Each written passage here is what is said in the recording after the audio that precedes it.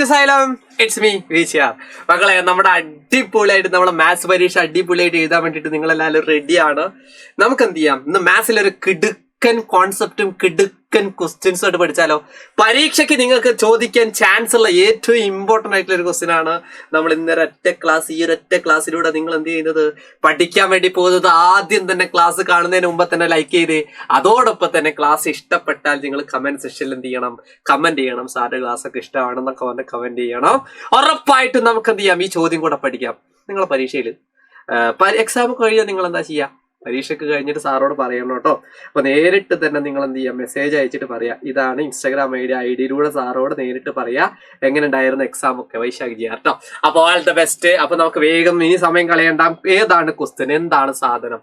ഇതാണ് സാധനം, Pythagorean triplets. നാളത്തെ അല്ലെങ്കിൽ നിങ്ങളെ പരീക്ഷ എന്നാണ്, ആ പരീക്ഷയ്ക്ക് വരുന്ന ഉറപ്പായിട്ട് ചോദിക്കുന്ന സാധനമാണ് പൈതഗോറസിന്റെ ത്രികങ്ങൾ, ട്രിപ്ലെറ്റ്സ്. എന്താ പൈതഗോറസ്? പണ്ടൊരാള്, അയാളുടെ പേരാണ് പൈതഗോറസ്. അയാളൊരു തിയറം, സിദ്ധാന്തം ഉണ്ടാക്കി. ആ സിദ്ധാന്തത്തിന്റെ പേരാണ് പൈതഗോറസ് സിദ്ധാന്തം, പൈതഗോറസ് തിയറം. അയാൾക്ക് ആ സിദ്ധാന്തം ഉണ്ടാക്കിയ സമയത്ത് അദ്ദേഹം ഇത് ചെയ്ത ഒരു സാധനമാണ് ട്രിപ്ലെറ്റ്സ്, ത്രികങ്ങൾ. ഇനി എന്നും പേടിക്കേണ്ട കുഞ്ഞോളെ, ഇനി എന്താ തയ്ച്ചങ്ങായി പറയുന്നതെന്നൊന്നും പറയണ്ട, ഇനി കേൾക്കാൻ പറഞ്ഞുതരാം. പൈതഗോറസ് തിയറം എന്താണെന്നറിയോ? പാദം സ്ക്വയർ പ്ലസ് ലംബം സ്ക്വയർ ഈക്വൽ ടു കർണം സ്ക്വയർ, ബേസ് സ്ക്വയർ പ്ലസ് ലംബം, അതായത് ആൾട്ടിറ്റ്യൂഡ് സ്ക്വയർ ഈക്വൽ ടു എന്ത് പറയണം, ഹൈപ്പോട്ടനസ് സ്ക്വയർ. നിങ്ങൾ അതൊന്നും പഠിക്കുക, ഞാൻ പഠിച്ചില്ലേ, ഒരു പ്രശ്നമില്ല, ഞാൻ പറഞ്ഞുതരാം. ഇനി എന്താ പഠിക്കേണ്ടതെന്നറിയോ? ത്രികങ്ങളോ. ഈ പൈതഗോറസ്, അതായത് നമ്മുടെ പൈതഗോറസ് തിയറം എന്തുമായിട്ട് കണക്ഷൻ ഉണ്ട്? ഒരു മട്ട ത്രികോണം, ഒരു കോൺ 90 ഡിഗ്രി ആയിട്ടുള്ള ഒരു കോണിനെയാണ് നമ്മൾ മട്ട ത്രികോണം, റൈറ്റ് ട്രയാങ്കിൾ എന്ന് പറയാം. ഈ റൈറ്റ് ട്രയാങ്കിളിനെ ബേസ് ചെയ്തുകൊണ്ടാണ് നിങ്ങൾ എന്ത് ചെയ്യേണ്ടത്, പൈതഗോറസ് പഠിക്കണം. ഇനിയിപ്പോൾ അതൊന്നുമില്ലെങ്കിലും ഞാനൊരു കാര്യം പറയട്ടെ നിങ്ങളോട്. പൈതഗോറസ് തിയറം പ്രകാരം ഒരു മട്ട ത്രികോണത്തിലെ ഒരു റൈറ്റ് ട്രയാങ്കിളിലെ മൂന്ന് സൈഡ്സുകൾ ഫിക്സഡ് നമ്പേഴ്സ് ആയിട്ട് വരുന്നുണ്ട്. അതിനാണ് ത്രികങ്ങൾ, ട്രിപ്ലെറ്റ്സ് എന്ന് പറയാം. 3 സൈഡ് വശങ്ങൾ ട്രിപ്ലെറ്റ്സ് ആയിട്ട് വരും. ഏതൊക്കെയാണ് ട്രിപ്ലെറ്റ്സ് വശങ്ങൾ, ഏതൊക്കെയാണെന്ന് അറിയാടാ? ഞാൻ നിങ്ങളോട് ഇത്ര മാത്രമേ പറയുന്നുള്ളൂ, മക്കളെ മനസ്സിലാക്കി വെച്ചോ. ആദ്യത്തെ ത്രികം നിങ്ങൾ പഠിച്ചു വെച്ചോ. 3, 4, 5. ഒരു രസമുണ്ടല്ലേ പറയാന്? ഒരു ത്രികോണത്തിന്റെ, ഒരു ട്രയാങ്കിളിന്റെ 3 വശങ്ങളാണ്. എന്ത് ട്രയാങ്കിളിന്റെ? ഒരു മട്ട ത്രികോണത്തിന്റെ, ഒരു റൈറ്റ് ട്രയാങ്കിളിന്റെ 3 സൈഡ്സുകളാണ് കുഞ്ഞോനെ. എന്ത്? 3, 4, 5 അങ്ങനെ വരും. ഈ ചെറിയ 3, ചെറിയ 4, വലിയ 5 എടുക്കണ്ട. ചെറിയ 2 സൈഡ്സ് 3, 4 എപ്പോഴും ഏതേ വരുള്ളൂ എന്നറിയോ? പെർപെൻഡിക്കുലർ സൈഡ്സ് മാത്രമേ വരുള്ളൂ. അപ്പൊ ഇത് 3 സെന്റിമീറ്റർ ആണെങ്കിൽ ഇത് 4 സെന്റിമീറ്റർ ആയിരിക്കും എന്നാണ് പഠിക്കേണ്ടത്. ഓക്കെ, അപ്പൊ വലിയ സൈഡ് ഏതാണ്? ഇത് 5 സെന്റിമീറ്റർ ആയിരിക്കും. അങ്ങനെ ഫിക്സ് ആയിട്ട് വരും. അപ്പൊ എനക്കൊരു സംശയം ഉണ്ടല്ലേ കുഞ്ഞോളെ, ഇങ്ങനൊക്കെ ഇനി എന്താ ചെയ്യാ നോക്ക്. 3, 4, 5 ഒരു ട്രിപ്ലെറ്റ് ആണ്, ഒരു ത്രികങ്ങളാണ്.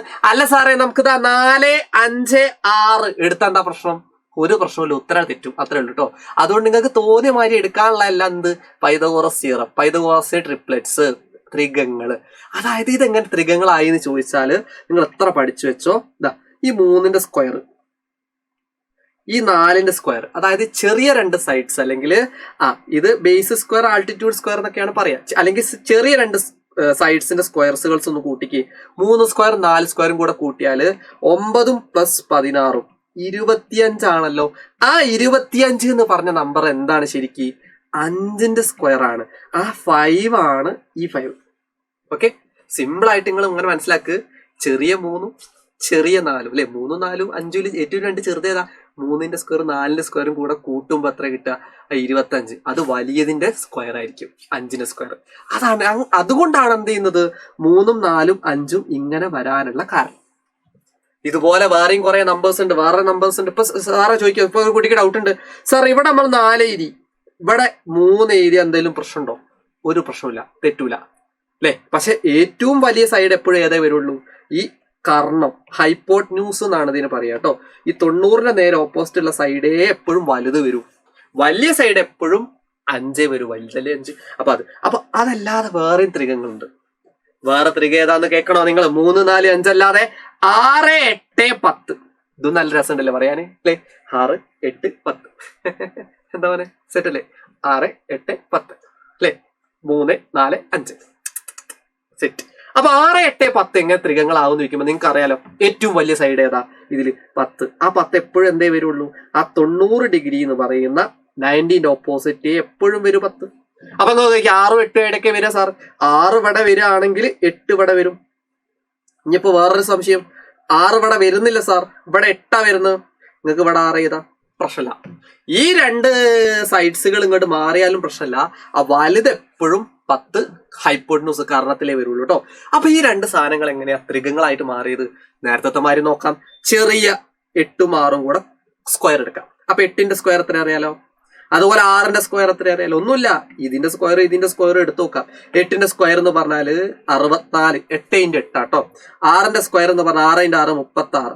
ഇത് രണ്ടും കൂടെ കൂട്ടിക്ക് 100 കിട്ടുക. ആ 100 എന്ന് പറയുന്ന സംഖ്യക്ക് ഒരു പ്രത്യേകത ഉണ്ട്. ഈ വലിയ സൈഡ് ഹൈപ്പോട്ടന്യൂസിന്റെ സ്ക്വയർ 100 എന്ന് പറഞ്ഞാൽ എന്താണോ, 10ന്റെ സ്ക്വയർ അല്ലേ, ആ 10 ആണ് ഈ 10. കത്തിയോ ഓക്കെ. അപ്പൊ ഈ 6ഉം ഈ 8ഉം, അല്ലെങ്കിൽ അത് ഇങ്ങോട്ട് മാറ്റിയാലുള്ള ഈ 8ഉം ഈ 6ഉം കൂടെ സ്ക്വയർ എടുക്കുക, ആ വലിയ നമ്പറിന്റെ സ്ക്വയർ ആയിരിക്കും. ഒരേ പൊളി എന്ന് പറഞ്ഞ കമന്റ് ചെയ്യണം കേട്ടോ. അപ്പൊ ഈ 2 സാധനങ്ങൾ പഠിച്ചാലോ ഏതൊക്കെയാ, 3ഉം 4ഉം 5ഉം ഒരു ട്രിപ്ലെറ്റ്സ് ആണ്, ത്രികങ്ങളാണ്. 6ഉം 8ഉം 10ഉം മറ്റൊരു ട്രിപ്പിൾസ് ആണ്. വേറൊരു ട്രിപ്ലെറ്റ്സ് കൂടെ ഉണ്ട് കുഞ്ഞോനെ, അതിപ്പോ വലിയ രസമൊന്നും ഉണ്ടാവില്ല അറിയാന്. 5ഉം 12ഉം 13ഉം ഈ 3 എണ്ണം കൂടെ നിങ്ങൾ പഠിക്കണം.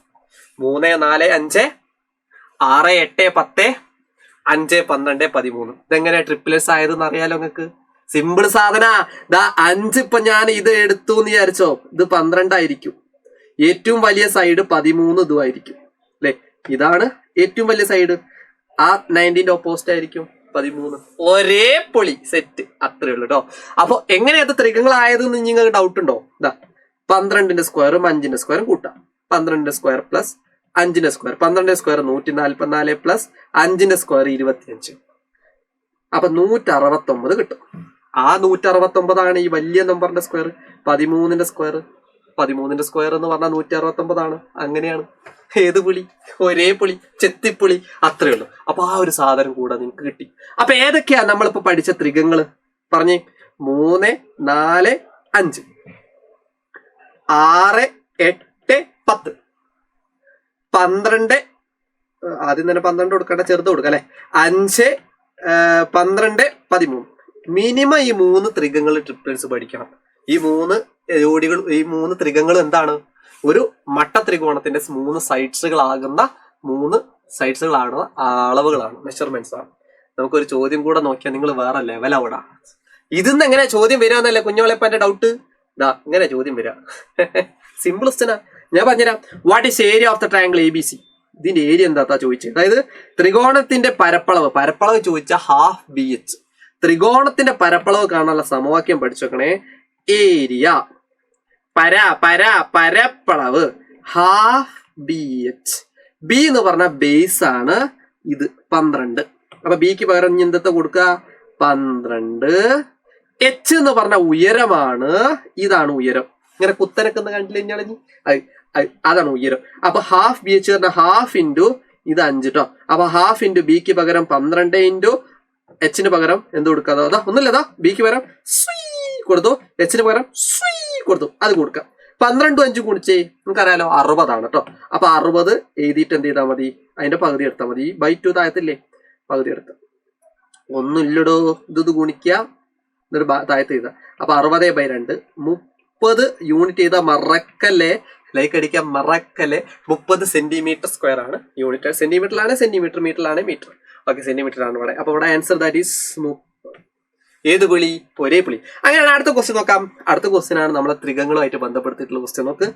ഇതേ പരപ്പളവുള്ള ഒരു മട്ട ത്രികോണത്തിന്റെ ലംബവശങ്ങളിൽ ഒന്ന് 12 രണ്ടാമത്തെ ലംബവശത്തിന്റെ നീളം എന്ത്? ഇംഗ്ലീഷിന്റെ റൈറ്റ് ട്രയാങ്കിൾ, ഇവിടെ ഇതാണ് ഹൈലൈറ്റ് ചെയ്തിരിക്കണ പോയിന്റ് കേട്ടോ. ഒരു മട്ട ത്രികോണം, ഇതേ റൈറ്റ് ട്രയാങ്കിളിന്റെ ഒരു സൈഡ് 12 ആണെങ്കിൽ, അതായത് ഒരു റൈറ്റ് ട്രയാങ്കിളിന് 2 ലംബവശങ്ങൾ ഉണ്ടാവും. അതിൽ ഒരു റൈറ്റ് ട്രയാങ്കിളിന്റെ 2 ലംബവശങ്ങൾ ഇപ്പൊ ഞാൻ കാണിച്ചു തരാം. ഫോർ എക്സാമ്പിൾ ഒരു പറയുകയാണേ, ബി ചോദ്യം പറയുകയാണേ, ഇതാണ് ആ റൈറ്റ് ട്രയാങ്കിൾ എന്ന് വിചാരിച്ചോ. കണ്ടിട്ട് തോന്നുന്നില്ല സാർ എന്ന് പറയണ്ടേ.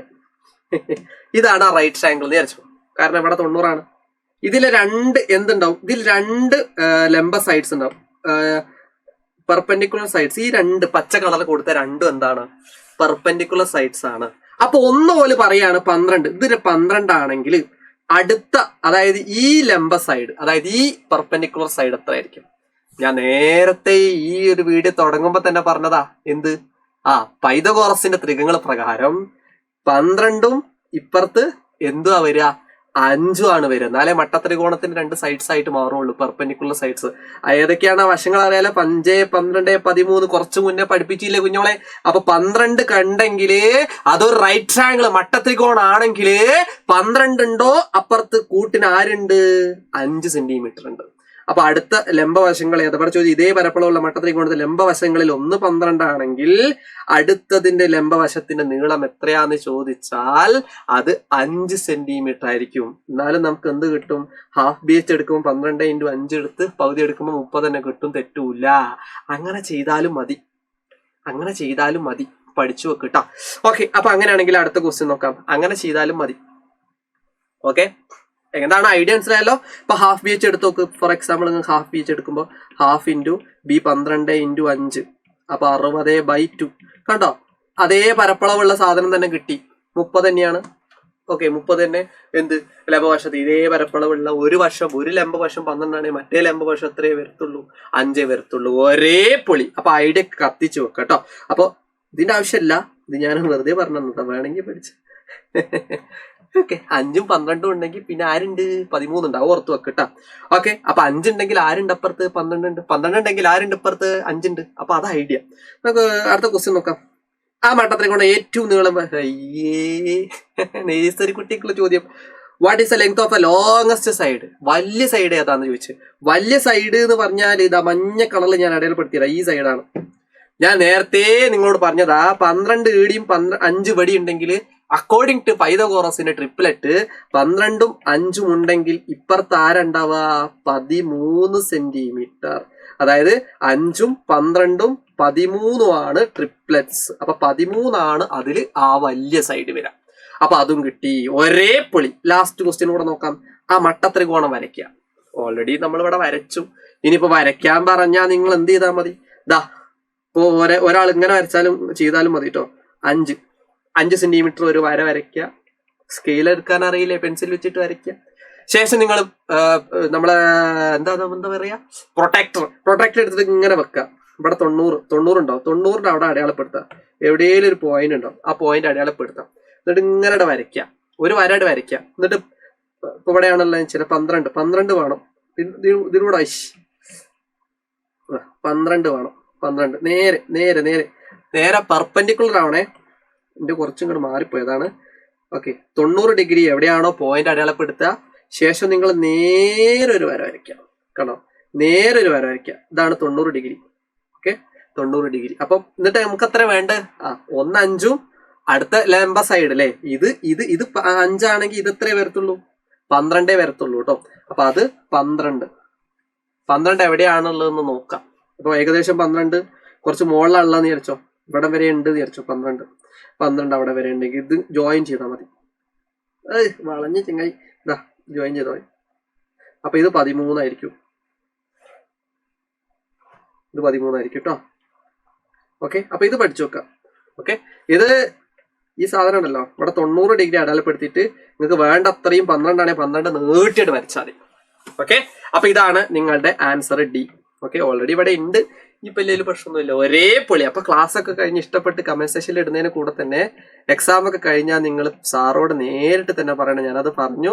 വീണ്ടും അത് ഓർമ്മിപ്പിക്കുന്നത് എന്താന്ന് ചോദിച്ചാല് ഇതാണ് ID. നിങ്ങൾക്ക് എന്ത് ചെയ്യാം? നേരിട്ട് സാറോട് ഞാൻ മാക്സിമം എല്ലാവർക്കും റീപ്ലൈ കൊടുക്കും. അപ്പോൾ ഓൾ ദി ബെസ്റ്റ്. പരീക്ഷയ്ക്ക് കഴിഞ്ഞിട്ട് പറയാൻ മറക്കരുത്. താഴെ ഇനിയിപ്പോ ഇതില്ലാത്തവർ താഴെ കമന്റ് സെക്ഷനിൽ എന്ത് ചെയ്താൽ മതി? ഇട്ടാലും മതി. കമന്റ് സെക്ഷനിൽ നിങ്ങൾ ഫീഡ്ബാക്ക് അതുപോലെ എക്സാം കഴിഞ്ഞിട്ട് ഇട്ടാലും മതി.